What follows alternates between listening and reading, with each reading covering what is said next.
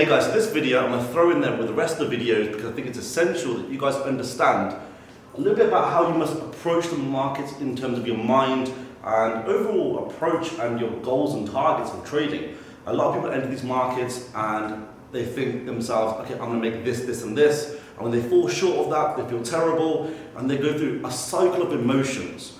A lot of people always ask about what's the AstroFX course for? Is it a way for me to make money? Can you guarantee me? So the way I try to explain the course is, and I've always done this for the past few years, if you were to go on Google and type in how to learn how to trade, it's going to take you 5 years, a lot of money lost, a lot of emotions, and you're pretty much going to have habits that you can have the rest of your life. By taking this course, my goal is to try and help you understand through my mistakes and through my bad habits, which I have spent the last 10, 11 years of my life perfecting. So pretty much, instead of going into the fire pit, I'll try and pick you up and put you on the other side of that fire pit. From all the things that I've done, from all the places across the world I've taught, all the different stories I've heard, and I've absorbed other people's information and incorporated with the whole idea of why traders go wrong. Winning and losing. So let me explain one thing to you right now. You're going to lose. You're going to lose many times. You're going to lose a lot.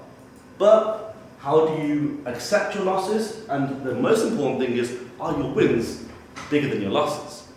So often what happens is a lot of people think, okay, cool, I'm going to win, lose, win, lose, win. Well, the funny thing is, a lot of people actually go through winning streaks and they go through losing streaks. And usually one happens right after the other.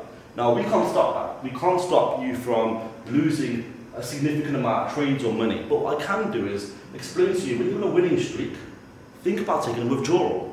So if you've won, let's say, 6 out of 6 trades, or 10 out of 10, or even 8 out of 10 trades, you're on a particular winning streak, take some of those profits, withdraw them from the markets.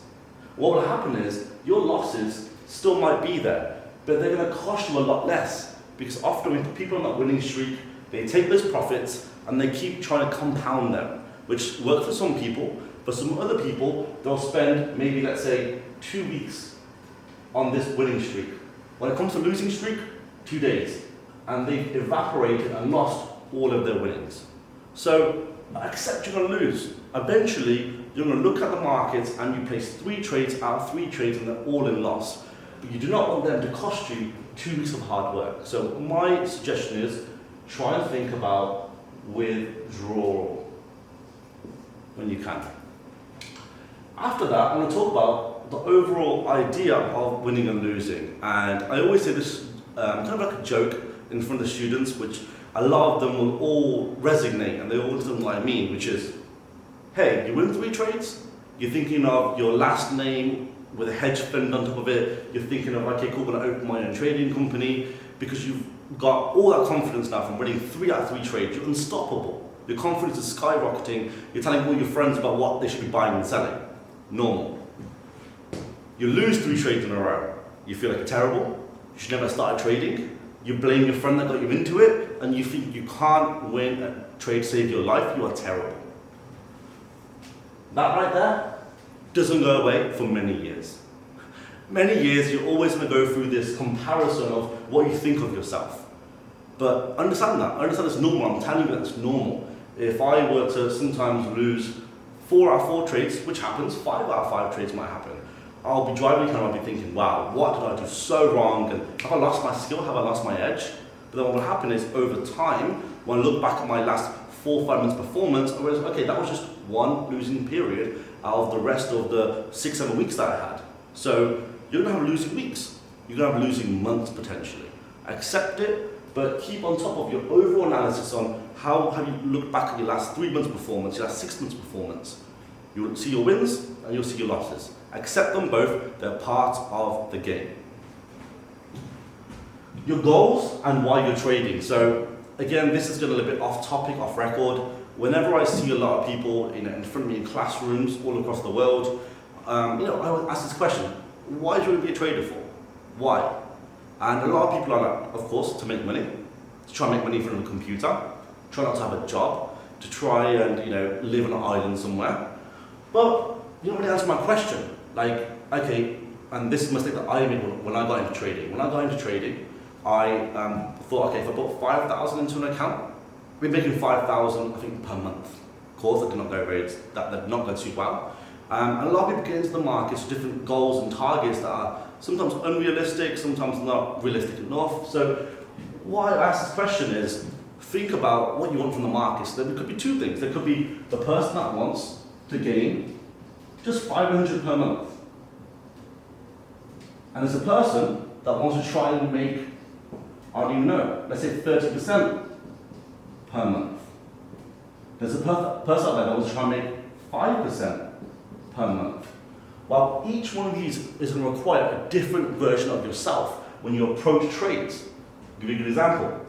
If you try and make £500 a month, that's your target. Well, imagine 4 days into that month you've hit your target. Guess what? You're going to have to make an important decision. Do I withdraw my profits because I get to tick this off my list? Or do I just keep on trading to a point where I don't even know what my target is anymore? And you'll make that 500, lose that 500, you'll end up blowing your account. And you're thinking, well, I had one target and I could have stuck at that target. Next thing, for 30% monthly return, you're going to end up probably trading with a little bit more risk and you're probably a little bit more active in your positions. But if you come shy of that target, what percentage are you happy with? What did you risk to try and gain this, and how active were you? If you look past at the past 3 months, did you hit this 30%? Or did you come shy of it? And you try to make 5% a month return. This is fantastic, by the way. 5% return, if you compare yourself to hedge funds, banks, out there, anything, 5% return is really good. But it takes a completely different mindset of a person that wants to try and make 5% a month from his account, and a person wants to make £500. This person might be doing it trying to pay rent, pay their car off, pay something off. This person could be looking at it from a different type of investment that wants to try and maybe gain more investments and try and show that he's got good return on his investment. So whenever I sit down in classrooms, I'm like, ask yourself, why are you here? If you learn this material, what is your goal for the next month, 3 months, 6 months, and 1 year? What do you want to make? How do you want to make it? What time scale do you want to make it? Make a plan. This is a business. Trading is like a business. You have your startup capital, which is your trading account. You have your education, which sometimes is your overheads, which obviously you might have spent on this course, hopefully. And on top of that, all the loss that you're going to have in trading are sometimes the loss you have in business and the overheads. But you've got to know what kind of business you're in, what's your business plan, what's your projections that you really want. Think about that before you even bother placing a trade.